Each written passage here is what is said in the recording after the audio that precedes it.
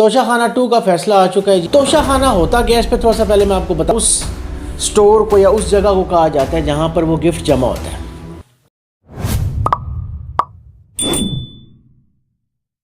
توشہ خانہ 2 کا فیصلہ آ چکا ہے جی، اور عمران خان صاحب اور بشرا بی بی کو 17 سال کی سزا ہوئی ہے. توشہ خانہ ہوتا کیا ہے اس پہ تھوڑا سا پہلے میں آپ کو بتا دوں، پھر ہم اس کو جو فیصلہ ہے اس کو ذرا تفصیلی دیکھ لیتے ہیں.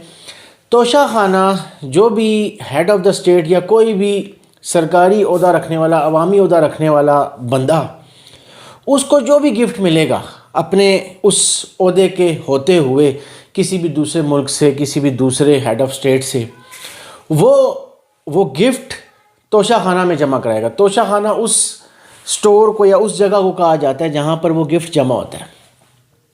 اس کے بعد اس بندے کی مرضی ہوتی ہے کہ وہ جو بھی قانون کے مطابق اس چیز کی قیمت ہے وہ دے کر اپنے پاس رکھنا چاہے. اگر وہ قیمت نہیں دیتا تو وہ اسٹیٹ کی پراپرٹی ہوتی ہے. یہ ہو گیا توشہ خانہ. اب جو عمران خان صاحب کا توشہ خانہ 2 کا کیس نکلا، توشہ خانہ 1 کا آپ کو کیس یاد ہوگا، وہ گھڑی والا کیس تھا. اب توشہ خانہ 2 کا جو کیس ہے، اس میں بلغاری کا ایک جیولری سیٹ تھا جو سعودی کراؤن پرنس یعنی کہ محمد بن سلمان نے دیا تھا.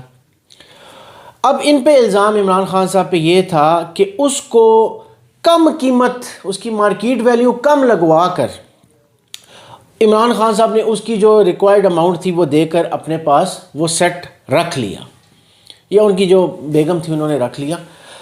تو اصل میں عمران خان صاحب پہ جو ان پہ ایلیگیشن تھا وہ یہ تھا کہ اس سیٹ کی قیمت جو ہے وہ کم لگوائی گئی ہے.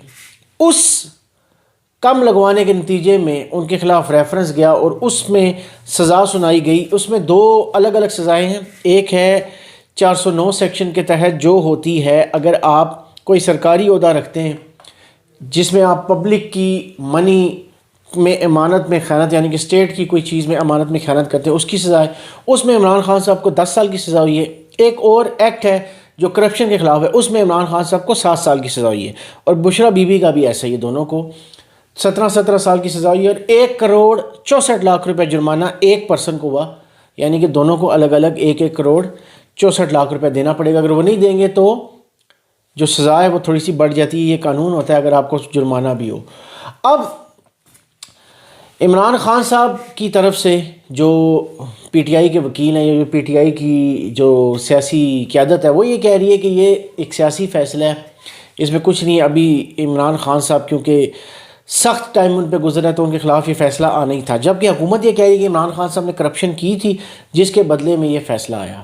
اب دونوں کی بات اپنی اپنی جگہ ٹھیک ہے، کیونکہ جس کا ٹائم برا چل رہا ہوتا ہے اس کے خلاف اسی طرح ہوتا ہے، اور جس کا ٹائم اچھا چل رہا ہوتا ہے وہ کہتا ہے نہیں یہ فیصلے صحیح ہو رہے ہیں. آج سے اگر ہم 4-5 سال 6 سال پہلے جائیں تو یہی الٹا ہو رہا تھا. جب نواز شریف اور ان کی جو ساری نون لیگ کی قیادت تھی ان کے خلاف فیصلے آتے تھے تو پی ٹی آئی والے کہتے تھے نہیں جی انصاف ہو رہا ہے، اور یہ کرپٹ تھے اور ان کے خلاف یہی ہو رہا ہے.